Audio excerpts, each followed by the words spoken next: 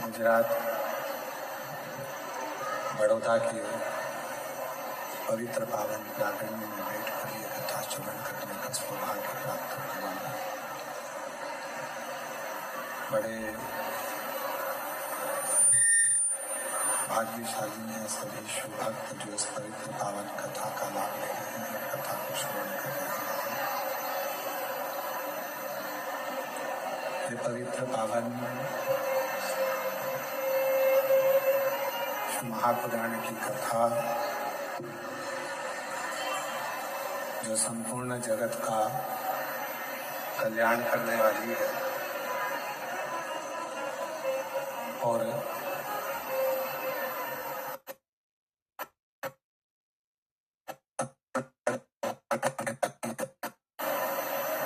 ऐसी पवित्र पावन महापुराण की कथा को श्रवण करने का सौभाग्य आप और हमको प्राप्त हुआ है। कथा के मुख्य आयोजक अग्रवाल आकोटा गार्डन ग्रुप श्री महेश जी बंसल जी,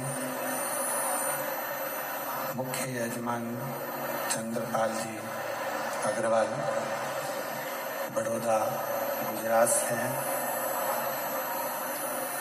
जो ये पवित्र पावन कथा के मुख्य यजमान का पद ग्रहण करे हैं। एक बार यजमान परिवार के लिए जोरदार ताली बजाकर उनके लिए साथ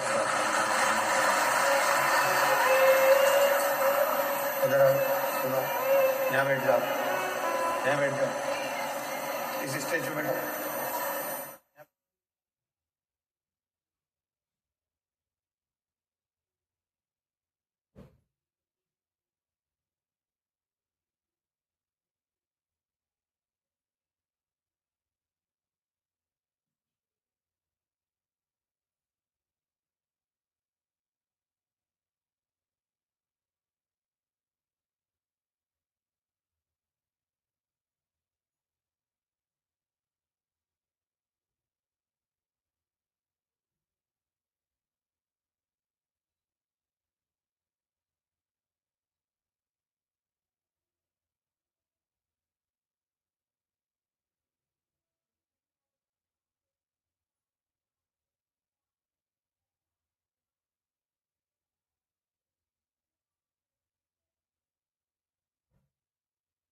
नहीं होता, पुनरपि जननम पुनरपि मरणम के प्रपंच से आप और हम छूट जाते हैं।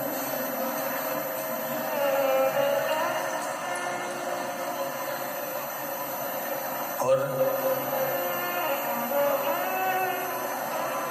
कहते हैं ना जाने कितने कितने जन्म हमारे ऐसे ही बिना शिव के निकल गए, बिना शिव भक्ति के निकल गए। कितने ही जन्म,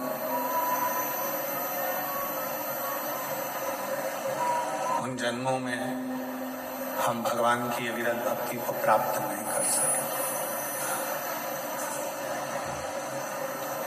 शायद अगर उन जन्म में हम भगवान शंकर की अविरल भक्ति को प्राप्त कर लेते तो हमारा जो जन्म और मरण का जो चक्र है, उस चक्र से हम छूट गए।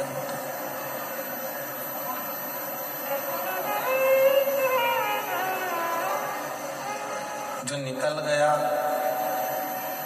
जिसको हमने गवा दिया, उसका स्मरण हम बार बार ना करें।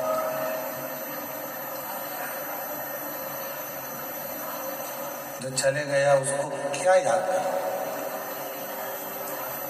बचपन गया और हम विचारों में पड़े हुए हैं कि हमारा बचपन निकल गया, हमारा बचपन निकल गया, हमारा बचपन निकल गया।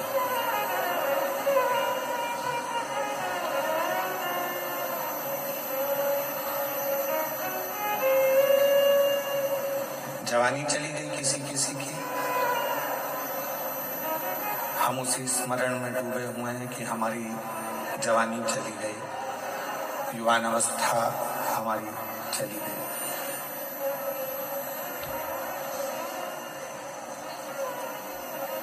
किसी किसी की अधेड़ी भी चली गई।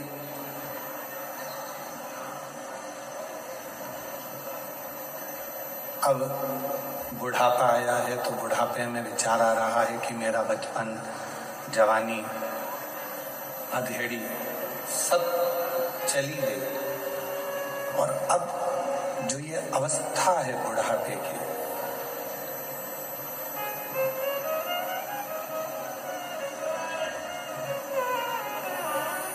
इस बुढ़ापे की अवस्था में अब कोई अपना नहीं होता।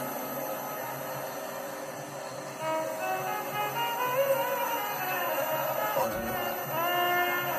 बचपन खेल में खोया, जवानी नींद भर सोया, बुढ़ापा देख कर रोया, सारी मौत हंसती है।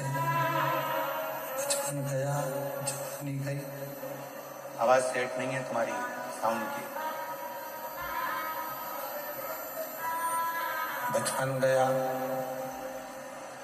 जवानी गई, अधेड़ी गई, आया केवल बुढ़ापा।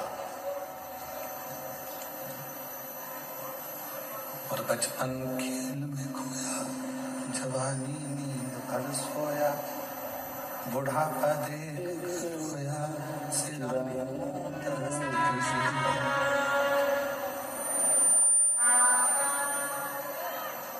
बचपन। इसको सेट करिए, गला खींच रहा है, गला फट। जवानी, अधेड़ी और बुढ़ापा, ये चार अलग अलग अवस्था है।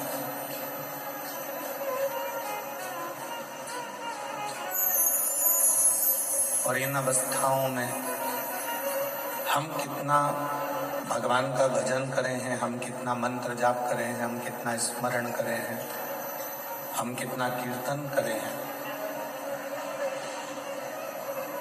शिव महापुराण में एक बात और अच्छी बताई कि मान लो हम यदि भगवत नाम कीर्तन ना कर पाए, हम भगवत भजन ना कर पाए, हम स्मरण ना कर पाए, हम मंत्र जाप ना कर पाए, तो उस परमात्मा की चौखट पर जाने के लिए फिर हम कौन सा ऐसा अपनी जिंदगी का कर्म करते रहें जिससे उस परमात्मा के सामने हम जा सकें, उस परमात्मा के सामने हम पहुंच सके। साउंड कान में चुभने वाला हो रहा है, इसको मिठास डालिए, वाणी खींच कर बोलना पड़ रहा है। बोल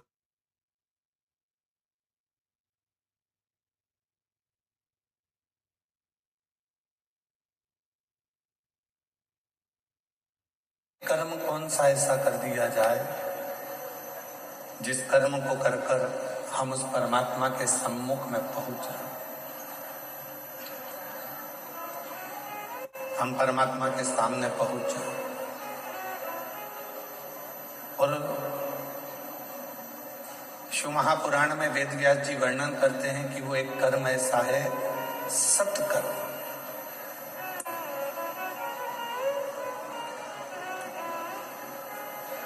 कोई साधारण व्यक्ति है, उसको शिक्षा की जरूरत है। आपके पास अगर भगवान ने धन दिया है तो उसको अच्छी शिक्षा दीजिए। उसको अच्छी चिकित्सा की जरूरत है, उसको चिकित्सा दीजिए। चिकित्सा मिले तो चिकित्सा, शिक्षा मिले तो शिक्षा, जो उसको मिले, जैसे उसको जरूरत है उसको वैसी शिक्षा।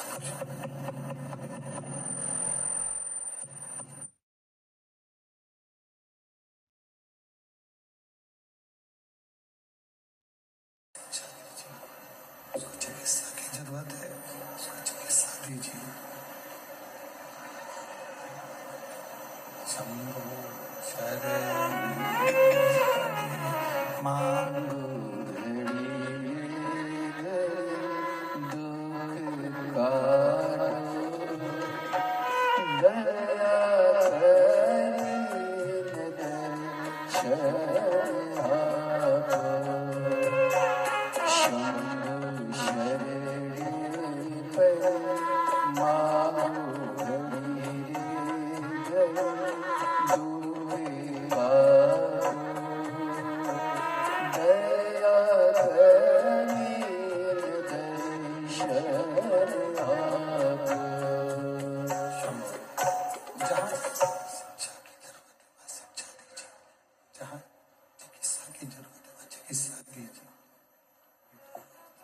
और चिकित्सा, ये दो शब्द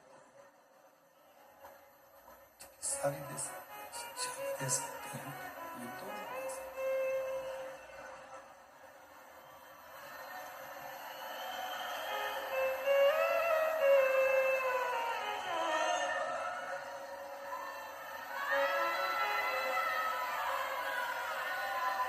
जहाँ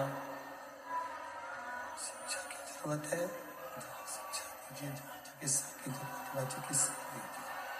दोनों चाहिए। कोई व्यक्ति है, उसको शिक्षा की जरूरत है, तो उसको शिक्षा प्रदान करें। उसको चिकित्सा की जरूरत है, उसको चिकित्सा प्रदान करें।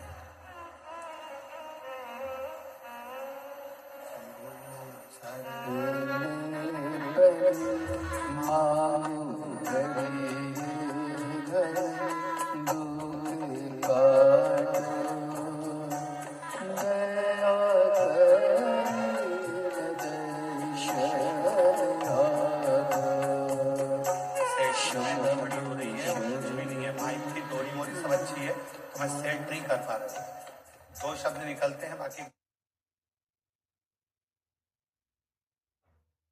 शंभु शरण माहु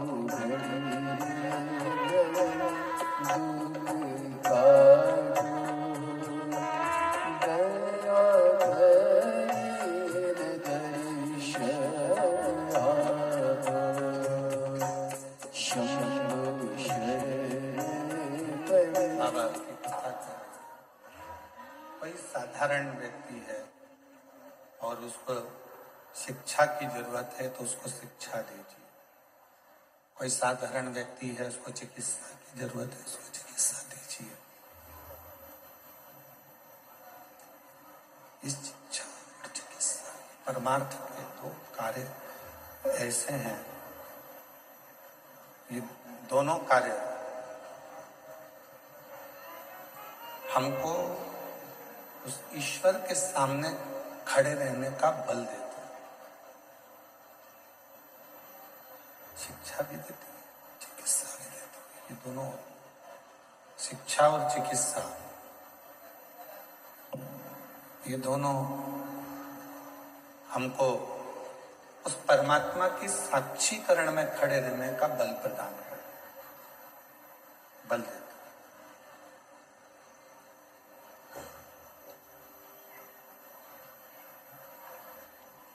परमार्थ, कई लोग कह देते हैं कि हम बहुत दान करते हैं, कई लोग कह देते हैं हम बहुत पुण्य करते हैं, कई लोग कह देते हैं कि हमने दान भी किया, पुण्य भी किया, सत्कर्म भी किया, हमने बहुत कुछ किया,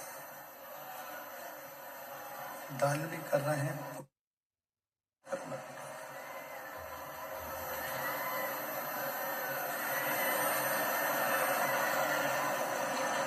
अब शिव पुराण की कथा कहती है, भगवान शंकर का चरित्र कहता है, शिव तत्व कहता है। किसको दान कर रहे हैं?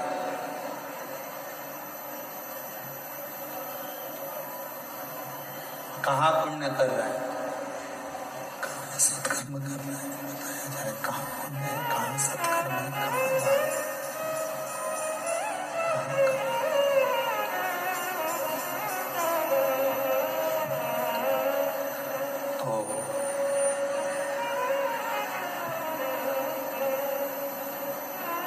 बेटी को कई माताएं कह देती हैं, कई जीजियां कह देती हैं, कई बहनें कह देती हैं, कई भाई कह देते हैं कि हम, बेटी आती हैं बहन बेटियां आती हैं तो हम उनको साड़ी दे देते हैं, वस्त्र दे देते हैं, आभूषण दे देते हैं। ये भी हमने दिया तो दान कहलाए, ये भी दान है।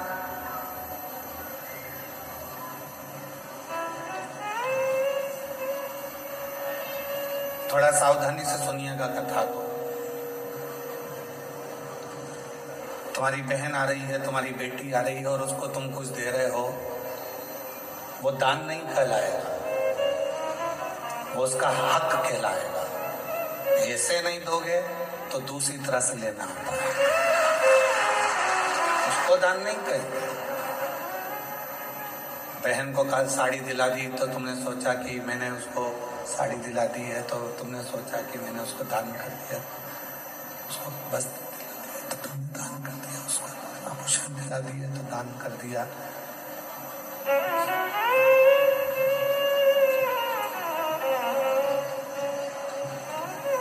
ये दान नहीं है, इसको दान नहीं करेंगे, इसको उसका हक बनता है, वो हक उसको प्राप्त होता है, इसका हक है।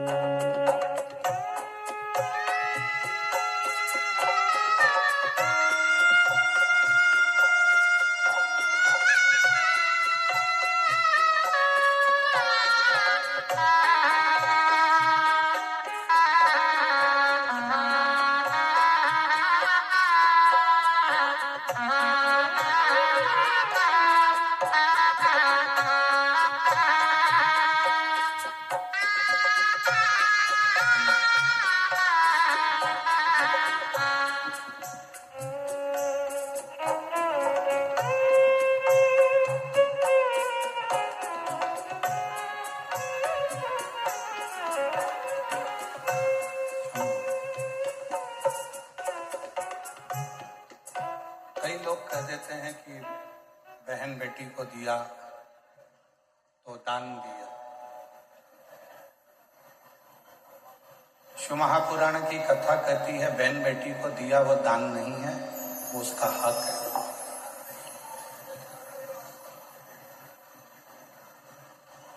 उसको दान नहीं कह सकते, वो उसका हक बनता है।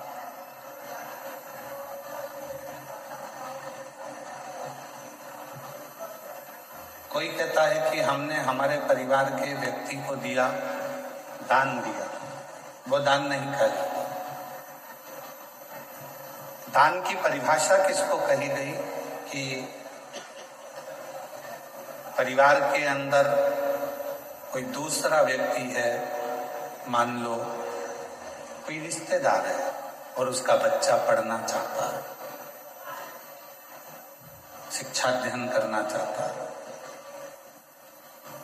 उसको चिकित्सा की जरूरत है, आपने उसके लिए कोई सहयोग करा, वो दान की गिनती न करें, उसको दान कहा जाएगा कि वो। अब ऐसे तो लोग कह देते हैं कि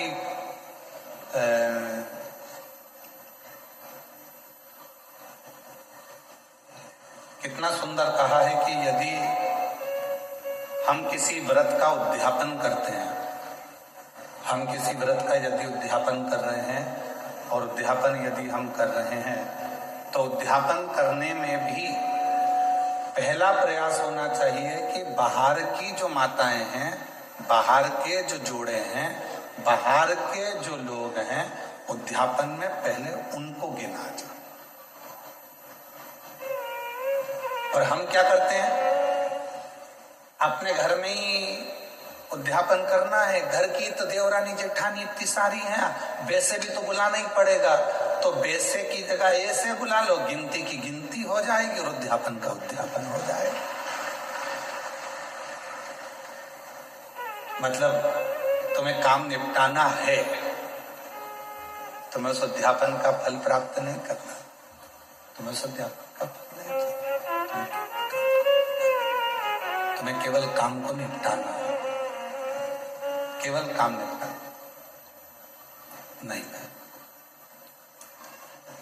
उद्यापन करोगी तो देवरानी तो भोजन करेगी करेगी, जेठानी तो भोजन करेगी करेगी, ननंद भी आएगी, नंदोई भी आएगा, तो इन सबको तो तुमको भोजन कराना है, पर इनको उद्यापन में नहीं गिनना। उद्यापन में उनको गिनो जो दूसरे हैं। क्यों?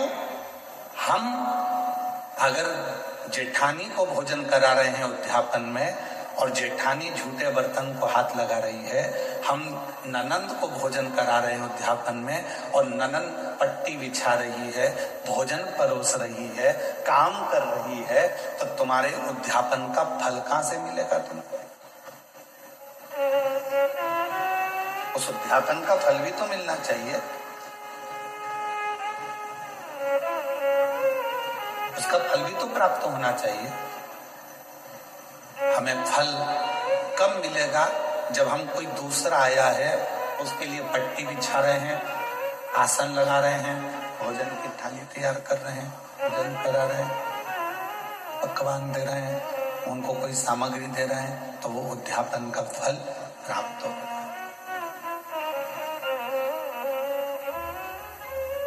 वो लेकर गया, यहाँ से थोड़ा आपने कुछ दिया, उसको कलश दे दिया, तुमने कोई सुहाग की सामग्री दे दी, कोई चूड़ी दे दी, कोई बिछुड़ी, कोई ब्लाउज पीस दिया, कोई तुमने उसको साड़ी दिया, कोई सामान दिया, तो वो लेकर गए, वो लेकर पहुंचा, तो वो उद्यापन है। अब तुमको मालूम है कि अगर मैं उद्यापन करूंगी तो मुझे ननंद को तो बुलाना पड़ेगा, मम्मी नहीं मानेगी, तुमको मालूम है कि मैं उद्यापन करूंगी तो मुझे जेठानी को तो बुलाना ही पड़ेगा, देवरानी को तो बुलाना ही पड़ेगा, जेठानी को बुलाना ही पड़ेगा, मानेंगे नहीं घर के लोग। तो क्यों ना उनको भी उद्यापन में जोड़े में गिन लूं। और तुमने उनको भी उद्यापन के जोड़े में गिन लिया और विचार करा, मेरे 16 जोड़े पूरे हो गए, मेरे 16 सोमवार का उद्यापन हो गया। अब भगवान शंकर मुझे फल देंगे। शंकर जी सोचे, जितनी चतुर तू है उससे चौगना चतुर मैं।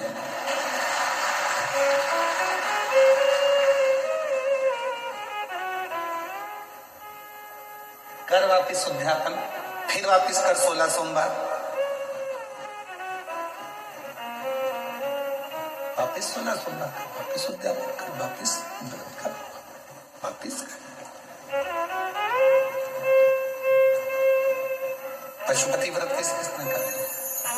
हाथ उठाओ। पशुपति व्रत जिस जिसने करे, पशुपति व्रत को, पशुपति व्रत जिस जिसने भी करे हाथ उठाओ जरा।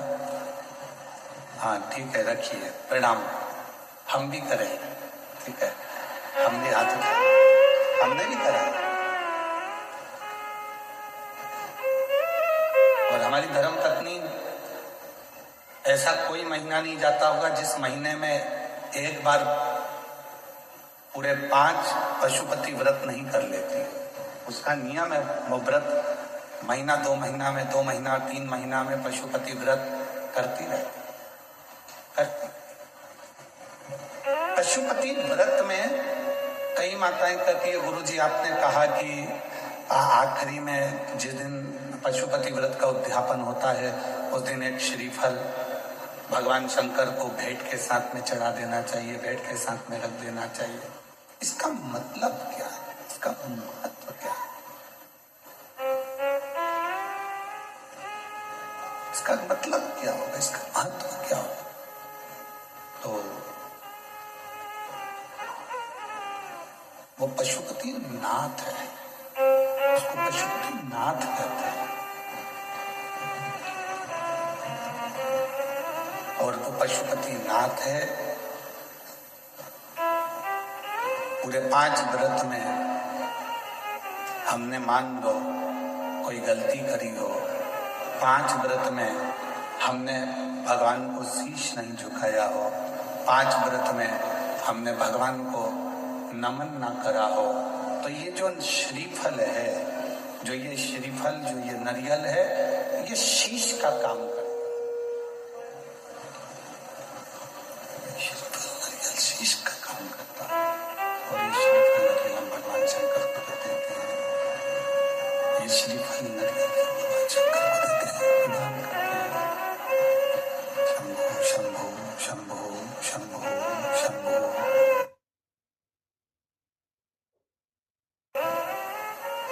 ये नारियल शीश का काम करता है। हे प्रभु, हो सकता है कि मैंने अपना शीश आपके चरणों में नहीं नवाया, हो सकता है गलती हो गई, हो सकता है मैंने गलती करी, मैं आपके चरणों में शीश, इसलिए मैंने ये शीश रूपी नारियल, मैंने ये अपना मस्तक, शंभो शंभो, मैंने अपना ये मस्तक, अपना ये शीश आपके चरणों को नमन करने,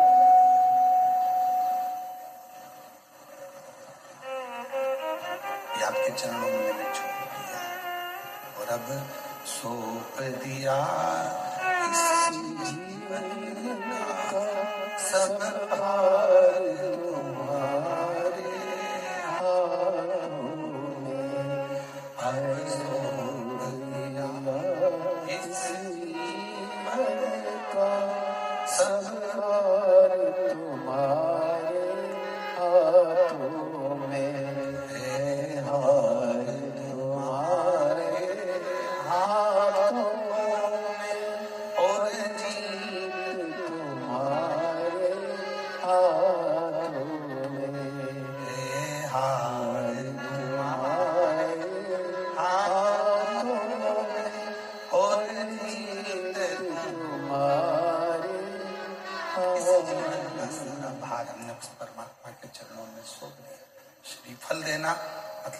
परमात्मा के चरणों में सब कुछ सौंप देना, उनके चरणों में छोड़ देना।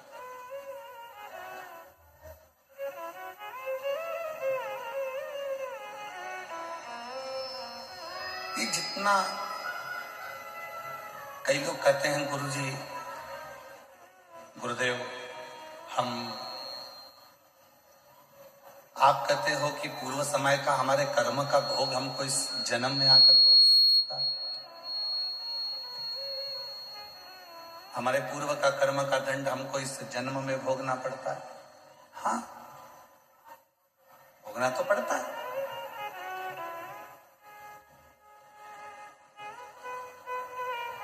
पहले जब हम छोटे थे,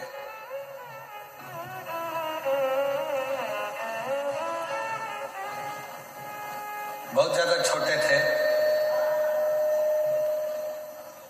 तो नवरात्रि में कन्या भोजन करने जाती थी तो उनके साथ हम लंगूर भी जाते थे। और यहाँ पर कई जीजाउन बैठे होंगे, कई लड़के बैठे होंगे, वो भी बचपन में चले जाते। भले वो नहीं कह रहे तो क्या हुआ, पर हम तो कह रहे हैं ना, हमारी कथा तो हमको सुनाने में क्या दिक्कत है। उनको शर्म आती होगी कि हमने क्या कन्या भोज में कन्या के साथ बैठकर भोजन कर, हमने तो किया। पर जिन जिन के यहाँ भोजन करने जाते थे वो आंटी इतनी चतुर होती थी ना,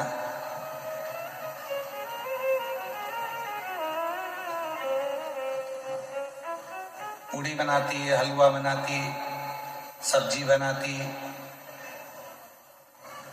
अब उस समय पर हमें भी 3-4 घर में भोजन करने जाना पड़ता, तो कई घर ऐसे थे कि जहां पर हम भोजन नहीं कर पाते तो वो क्या करती, बेटा जितना खाना उतना खाना, बाकी का बांध के ले जा। वो आंटी इतनी चतुर थी कि हमें जितना खाना होता था उतना खा लेते थे, और बाद में वो आंटी ऐसे पूरा पत्तल की ऐसी घड़ी बना के उसमें पूड़ी सब्जी सब रख के और हमको दे देती थी, और साथ में विदा में एक केला भी दे देती थी, और हम चले गए।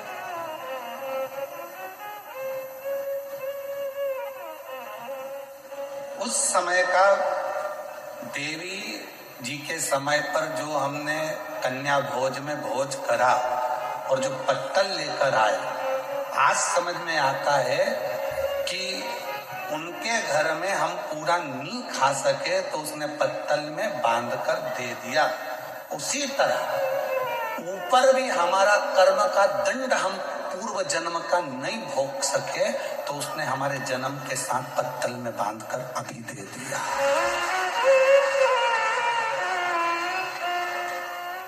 ये जितना संसार में आने के बाद हम भोग भोगते हैं, ये हमारे वहां पर नी निपटा के आए तो आज हमें भोगना पड़ता।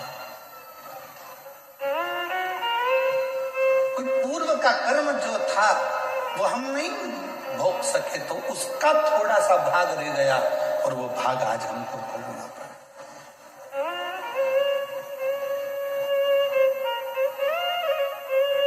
और कोई पिछले जन्म के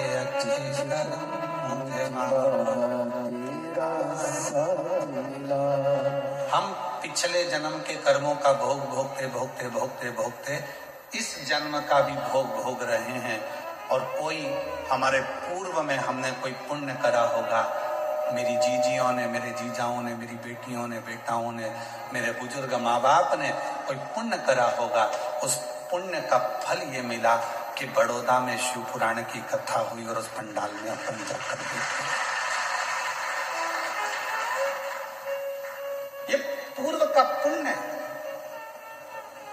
पूर्व का पुण्य।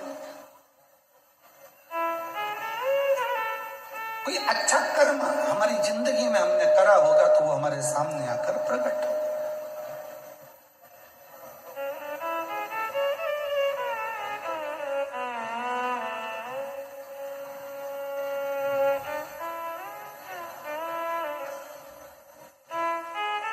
किसी ने पूछा, गुरुजी बहू कौन से कर्म से मिलती है? हमने कहा गाय को रोटी खिलाने से। अच्छा, हाँ, पूर्व जन्म में गाय तुम्हारे दरवाजे पर आती थी, तुम्हारे दरवाजे पर खड़ी रहती थी रोटी के लिए, तुम रोटी लाकर देती थी, वो खा लेती थी।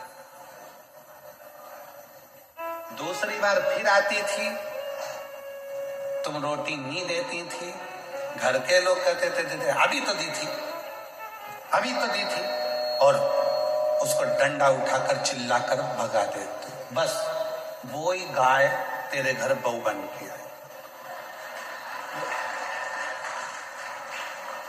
सुबह की चाय दे देती है बहुत अच्छे से, दिन की मांग के दे,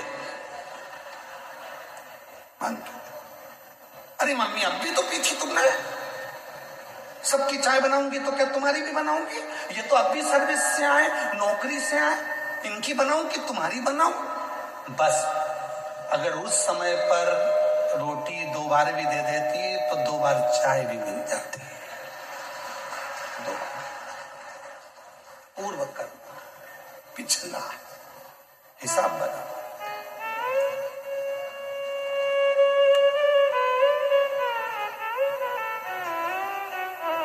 एक पुरानी कथा बहुत पहले हम श्रवण कराए थे, आज फिर स्मरण में आ गई कि एक राजा के लड़के की शादी हुई और राजा के लड़के की शादी हुई और घर में बहू आ गई। शयन कक्ष में बहू पहुंच गई सोने के लिए, बेटा सो रहा था, पत्नी ने उस राजा के लड़के की तलवार जो निकाली म्यान में से, म्यान इतनी सुंदर है, इतनी सुंदर म्यान, और म्यान में से जैसे उसने सोचा कि म्यान इतनी सुंदर है तो तलवार कितनी सुंदर होगी, जो तलवार निकाली और तलवार की चमक के कारण वो हाथ से छूट गई और राजा का बेटा जिससे उसकी शादी हुई थी वो मर गया। तलवार छूटते ही उसी के ऊपर गिरी और उसका गला कट गया तो मर गया। उस बहू ने विचार करा कि मुझे मृत्यु दंड मिलेगा, राजा का इकलौता लड़का है। उसने उस राजा के लड़के को खींचा, तुलसी के क्यारे के पीछे ले जाकर उसको पटका और कक्ष में चली गई। सवेरे सवेरे मंदिर में पंडित जी पूजन करने आए और वो चिल्ला चिल्ला कर आवाज लगाने लगी, हाय मेरे पति को मार दिया इस पंडित ने, ये पंडित ने मेरे पति को मार दिया, चिल्ला चिल्ला कर आवाज लगाने। राजा के दूत आ गए, पंडित जी को पकड़ कर ले गए, अंतिम संस्कार किया बेटे का। अब दंड देने की बारी आई। राजा ने कहा कि अब इसको दंड सुनाना है, पर इस पंडित ने, इस ब्राह्मण ने मेरे घर के मंदिर की बहुत सेवा की, इसने मेरे बेटे को क्यों मारा वो पता नहीं। पंडित जी हाथ जोड़कर बोले, महाराज मैंने आपके बेटे को नहीं मारा, मैं सत्य बोल रहा हूं, मेरी बात पर विश्वास तो करो। कोई नहीं सुना। आखिरी में राजा ने सोचा कि पंडित को मृत्यु दंड नहीं देंगे, जिस हाथ से पंडित ने मेरे बेटे को मारा है उसका हाथ काट दिया जाए। उसका हाथ काट दिया, एक हाथ का रह गया। अब पंडित जी ने मन में सोचा कि मैंने कौन सा पाप करा था ऐसा जो मेरा एक हाथ कट गया। गुरु के पास जाऊंगा, अपने गुरु जी से पूछूंगा कि मैंने पाप कौन सा करा। पंडित जी पहुंच गए अपने गुरु जी के पास में, और जो गए गुरु जी के पास में तो गुरु जी तो घर में नहीं थे, उनकी धर्म पत्नी थी। जैसे ही दरवाजा बजाया, गुरु जी गुरु जी गुरु जी, इतने में पत्नी दौड़ कर आई, कौन गुरु जी? ना जाने कहां से आ जाते हैं चिल्लाने के लिए। मेरे गुरु जी यहीं रहते थे। हाँ, कहीं पर पड़ा होगा तेरा गुरु, चल निकल यहां से। पत्नी चिल्ला कर दौड़ी, पंडित जी चले गए। फिर इंतजार करें मेरे गुरु आएंगे, और गुरु जी आए। दरवाजा बजाया, पत्नी कहीं गई थी, दरवाजा खोला गुरुजी ने। गुरुजी, हाँ बेटा तुम, ये तेरा हाथ कैसे कट गया?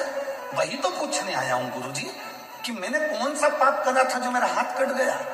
मैंने तो राजा के लड़के को मारा भी नहीं और मुझे ये दंड मिल गया। पर गुरुजी मैं इस सब बात में पूछूंगा, पहले मेरा एक प्रश्न है उसका उत्तर दीजिए। गुरुजी ने पूछा, कौन सा प्रश्न? गुरुजी मैं सुबह आया था, दरवाजा बजाया था, आपकी धर्म पत्नी ने मुझे खूब गाली सुनाई और आपको भी सुनाई। मेरा कर्म दंड बाद में बताना, पहले ये बताओ कि आपका पूर्व का कौन सा कर्म था जो ऐसी मिली है? ये मिली आपको, आप तो इतने विद्वान पंडित जी, इतने विद्वान गुरु जी, और आपकी पत्नी ऐसी मिली। तब गुरु जी ने कहा, देख बेटा, ये मेरे पूर्व जन्म की बात है। पूर्व जन्म में ये गधी थी, मैं कौवा था। इस गधी की पीठ पर वजन ढोते ढोते ढोते ढोते घाव हो गया। घाव के कारण एक फोड़ा हो गया था। मैं कौवा उड़कर आता था, इसकी पीठ पर बैठकर इसके घाव को खरोटता था। घाव खरोटते खरोटते वो गधी इतनी परेशान हो गई कि मेरे कारण बस वो भागकर हरिद्वार चली गई। मैं उसको ढूंढता ढूंढता कौवे की योनि में हरिद्वार पहुंच गया और फिर वो गधी मिल गई। मैंने फिर उसकी पीठ को खरोदा। वो दौड़कर गंगा जी में कूद गई, मैं भी गंगा में कूद गया। मर गए। मरे तो मैं इसका पति बना और ये मेरी पत्नी बनी। उस समय पर मैं अपनी चोंच से इसको खरोदता था, अब ये अपनी चोंच से मुझे खरोदे। अभी अपनी चोंच से मुझे खरोद रही। गुरु जी, ये तो मैंने सुना, पर मेरा हाथ क्यों कटा? मैंने कौन सा कर्म करा? तो कहा, पूर्व समय में तुम एक संत थे, बैठे थे, तुमने नियम लिया था कि मैं सत्य बोलूंगा और सत्य के सिवा कुछ नहीं बोलूंगा। सत्य बोलने का नियम लेकर तुम बैठ गए।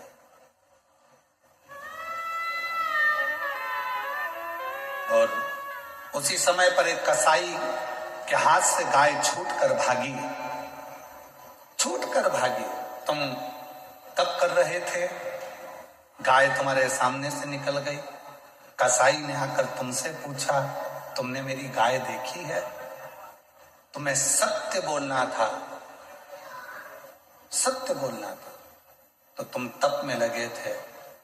तुम झूठ नहीं बोल सकते थे, इसलिए तुमने अपने हाथ का इशारा उस गाय की ओर कर दिया। कसाई गया, गाय पकड़ी, उसको मार दिया। जो कसाई था वो राजा का लड़का बना, जो गाय थी वो बहू बनी। और उस कसाई ने उस गाय को काटा था तो उस बहू के हाथ से तलवार छूटी और वो कसाई जो राजा का लड़का बना था उसको कटना पड़ा। और तूने हाथ का इशारा कर कर बताया था गाय का स्थान, इसलिए तेरा ये हाथ कटा है, इसलिए तेरा हाथ। कोई पूर्व का कर्म हमारा ऐसा होता है जिसको हमें भोगना होगा। कई लोग कह देते हैं हम मंदिर जाते हैं, इसके बाद भी हमें दुख पीछा नहीं छोड़ता। हम भगवान का भजन करते हैं फिर भी दुख पीछा नहीं छोड़ता। हमारा पूर्व का हम जो कर कर आए हैं वो तो हम जो वहां पर भोजन नहीं कर पाए तो पत्तल बांध कर लाए हैं, वो तो खाना पड़ेगा। वो तो लाए हो ना बांध कर, तो उसको तो भोगना ही है। पर कुछ अच्छे कर्म कर कर, जब हम कुछ अच्छा कर्म करना प्रारंभ करते हैं तो हमारा कर्म श्रेष्ठ होते चले जाता। महाराज,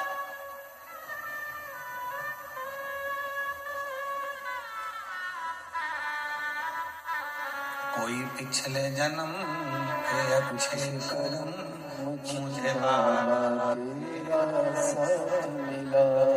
कोई पिछले जन्म के अच्छे कर्म मुझे बाबा तेरा साथ मिला।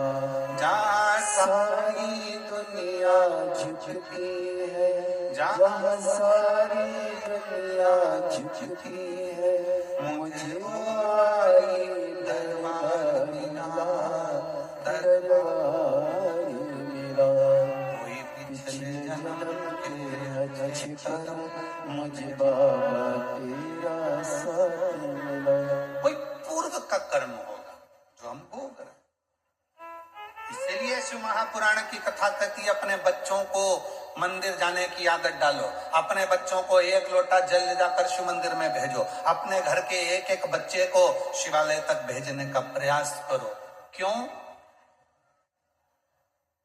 हम तो खैर वो नहीं पहनते जो तुम लोग ये शर्ट पहनते हो बटन वाली, हम नहीं पहनते हैं, हम तो ये बांधने वाली पहनते हैं, ढीली हो जाए तो कस लो।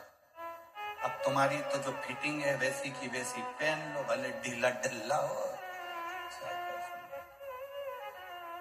पर जितने लोग भी वो कमीज पहनते हैं, वो शर्ट पहनते हैं, वो बटन वाली शर्ट पहनते हैं, उनको मालूम है अगर एक बटन ऊपर की ही गड़बड़ हो गई तो नीचे तक सारी बटन, बोलो बोलो जम के, गड़बड़ रही।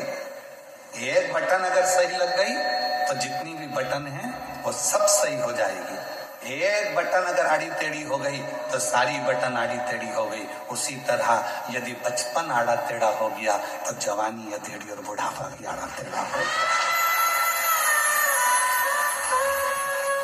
बटन पहले नंबर की अगर सही है तो बाकी की बटन भी सब सही है, सब सही।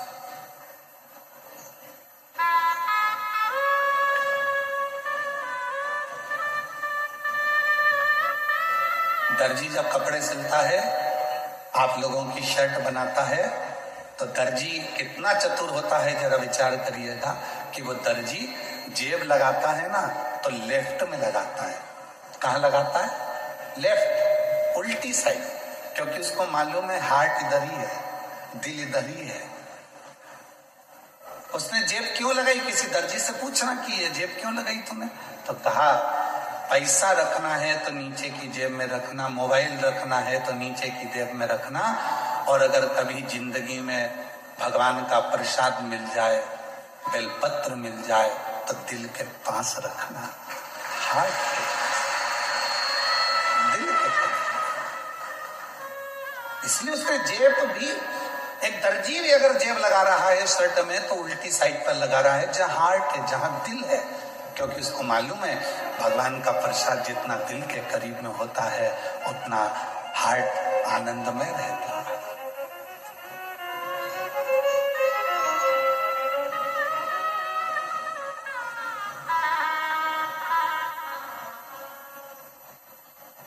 अरे दुनिया के लोग ना जाने क्या आज के समय में लोगों को हो गया, परेशानी अपने माथे पर लेते जाते हैं। जरा जरा से बच्चे कह देते हैं मैं पढ़ाई से परेशान हूं। लड़कों से पूछो तो, उनकी माओं से पूछो तो कि बच्चों के विवाह से परेशान हूं। पति से पूछो तो कि पत्नी से परेशान, पत्नी से पूछो तो ये बेहरू से परेशान है, पति से। माँ से पूछो तो कि बच्चों से परेशान। मतलब आज के जमाने में, आज के समय में प्रत्येक व्यक्ति ने परेशानी को अपना दामन में बांध कर रखा है। प्रत्येक व्यक्ति ने परेशानी को अपने पल्लू में बांध कर रखा है। उसने शुरू से अभी तक, बचपन में पढ़ाई से परेशान था, बड़ा हो गया तो गाड़ी से परेशान हो गया, फिर धीरे बड़ा हुआ तो सर्विस से परेशान हो गया, फिर ऑफिस में नौकरी भी लग गई तो नौकरी के ऑफिसरों से परेशान हो गया, फिर जाने में ट्रैफिक से परेशान हो गया, इधर उधर घूमने में परेशान हो गया। मतलब परेशानी उसने बांध कर रखी है। तो ये परेशानी मिटेगी कैसे? उसको मिटाने का कोई दूसरा साधन नहीं है। आप खुश रहना प्रारंभ कर दो, प्रसन्न रहना प्रारंभ कर दो, और ये मन में मान लो जो शिव करेगा वो सब अच्छा करेगा, तो परेशानी अपने आप मिटती चली जाएगी। आपने बना के रखा है मैं इस बच्चे से इतनी परेशान हो गई गुरुजी, बिल्कुल नहीं सुनता, बिल्कुल नहीं सुनता, परेशान हो गए, अभी से बच्चों से परेशान हो। मतलब परेशानी को तुमने अपने अंदर बांध कर रखा है, परेशानी को तुमने पकड़ कर रखा।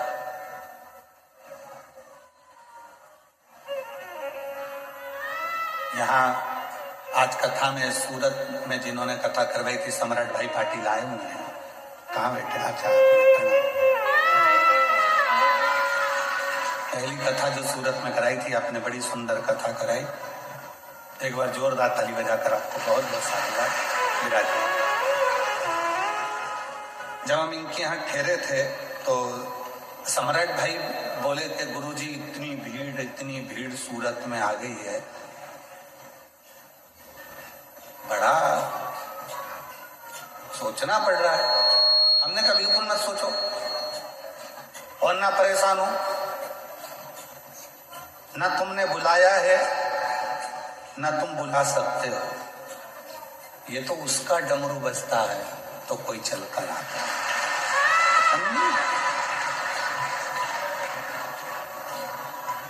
जब सौंप दिया इस जीवन का सब भार तुम्हारे हाथ में, संपूर्ण जीवन का भार तत्व जब हम परमात्मा को सौंप देते हैं तो फिर हमारा कुछ भी नहीं, कुछ नहीं। और मेरी जीजियों फिर निवेदन है, तुम बेटी को अपनी बेटी मानते हो, तुम बेटे को अपना बेटा मानते हो, बिल्कुल मत मानो। शंकर जी के मंदिर में तुम्हारे बेटे की शादी नहीं हो रही, तुम्हारी बेटी की शादी नहीं हो रही, अशोक सुंदरी वाली जगह पर जाकर हाथ रखकर 7 बिंदी लाल चंदन की लगाकर हाथ रखकर कह दो कि ये मेरा बेटा, इसका नाम ये है, इसका ये गोत्र है, ये मेरी बेटी, इसका नाम ये है, इसका ये गोत्र है, ये तेरी औलाद है, मैं शादी नहीं करूंगी, तुझे करना है, तुझे संभालना है, फिर वो संभाले। उसका प्रमाण ये शिव महापुराण का एक पत्र आया है, उसका प्रमाण देखिए। पत्र में एक पत्र में लिखा,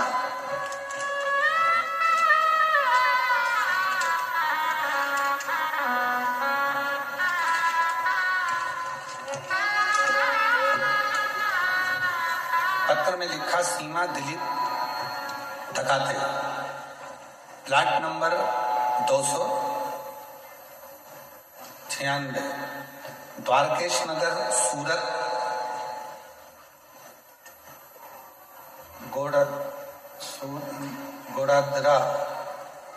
गोड़ादरा से हैं। कहीं बैठी हो तो हाथ हिला सकती है। बाबा का मैं क्या वर्णन करूं? मुझे पेट में 2 गठान थी। पहली सोनोग्राफी में 18/9/2025 को उसमें पता चला कि मुझे पेट में 30 mm की और 25 mm की गठान हो गई है। मेरे गर्भाशय में 2 गठान हो गई, एक 30 mm की हो गई, एक 25 mm की। उसके बाद डॉक्टर ने ऑपरेशन का कह दिया, पर मन नहीं करा कि ऑपरेशन कराऊं, क्योंकि डॉक्टर बोले थे ये गठान जांच के लिए जाएगी, उसमें क्या आएगा। बहुत रोई मैं गुरुदेव। तब किसी एक बहन जी के कहने पर मैं सीहोर चली गई और सीहोर में रुद्राक्ष लेकर आ गई। उसका जल शिवजी को चढ़ाकर ग्रहण करना प्रारंभ किया और बेलपत्र का भी सेवन किया। फिर हमने दूसरी सोनोग्राफी, जब पहली सोनोग्राफी कराई थी 18/9/2025 को, उसमें पता चला था 30 mm की 25 mm की गठान है, ऑपरेशन का कह दिया। दूसरी सोनोग्राफी कराई 11/11/2025 को, उसमें पता चला रुद्राक्ष का जो जल पिया था उसमें मालूम पड़ा जो 30 mm की गठान थी वो 25 की हो गई है और जो 25 mm की गठान थी वो 12 mm की हो गई है। 12 mm की।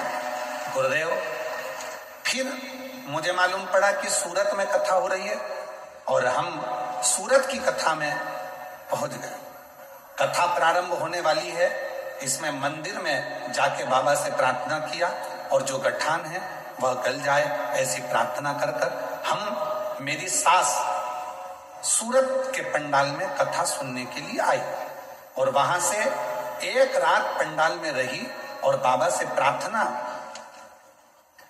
प्रार्थना की कि मेरी बहू की गठाने गल जाए। फिर बाबा की ऐसी कृपा हुई कि वहां की रज लाकर उदर पर लगाया। दूसरे ही दिन तारीख 11/1/2026 को हमने सोनोग्राफी कराई और सोनोग्राफी में डॉक्टर ने कहा दोनों गठाने गल चुकी है। बाबा की कृपा से मैं पूर्ण तरह से स्वस्थ हूं। यहाँ पर बाबा को नमन करने के लिए आए। एक लाइन अच्छी लिखी है, खाली न जाओ दर से तुम्हारे, खाली न जाओ दर से तुम्हारे,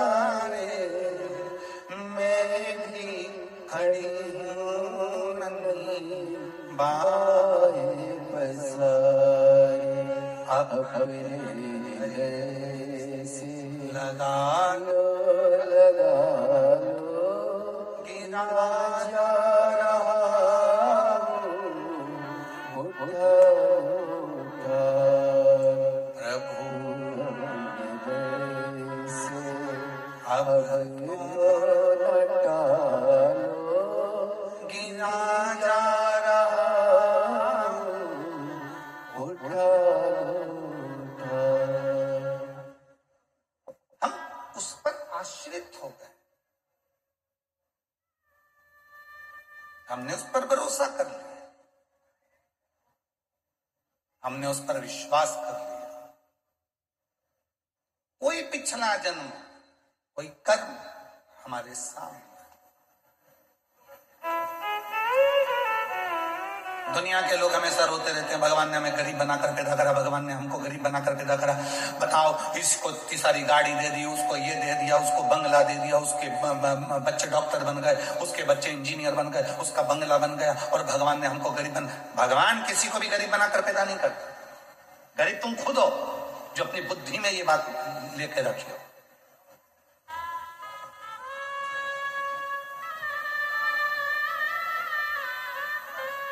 हम ढलना नहीं सीख रहे।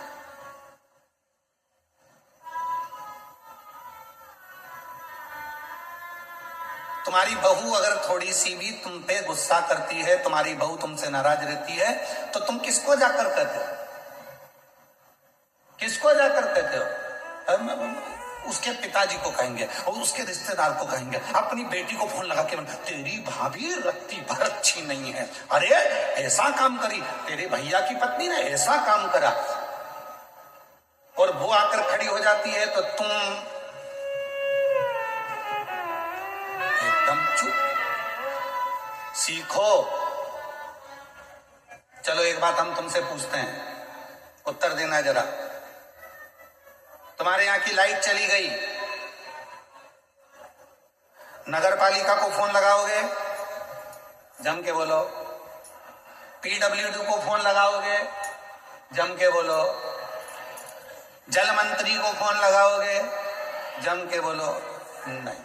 फोन कहां लगाओगे? विद्युत विभाग।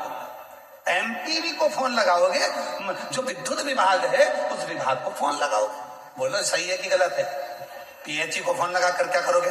नगर निगम को फोन लगा कर क्या करोगे? विधायक को फोन लगा कर क्या करोगे? पार्षद को फोन लगा कर क्या करोगे?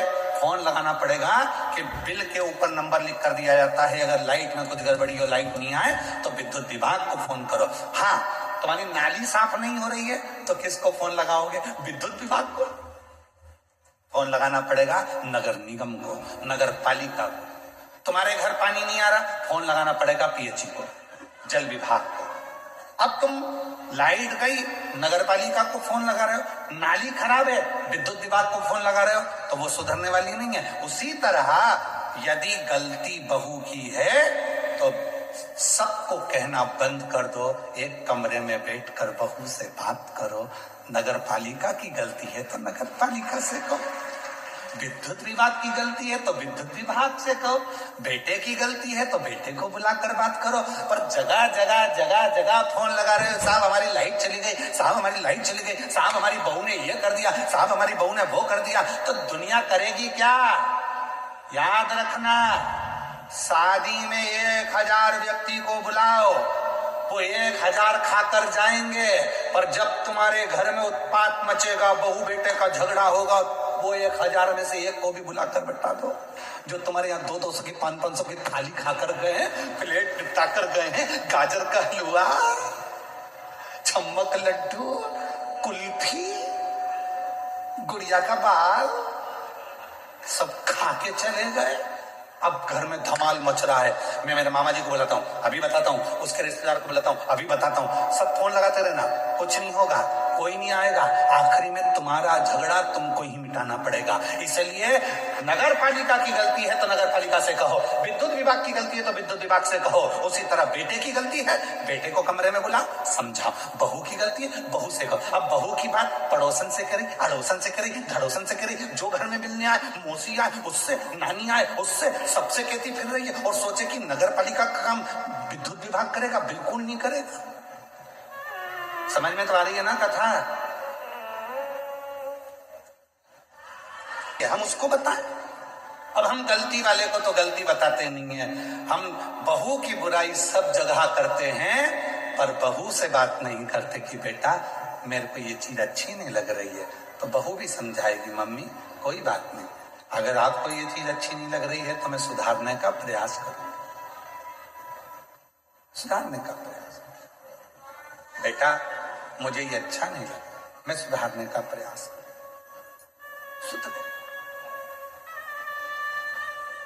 शिव कथा कर रही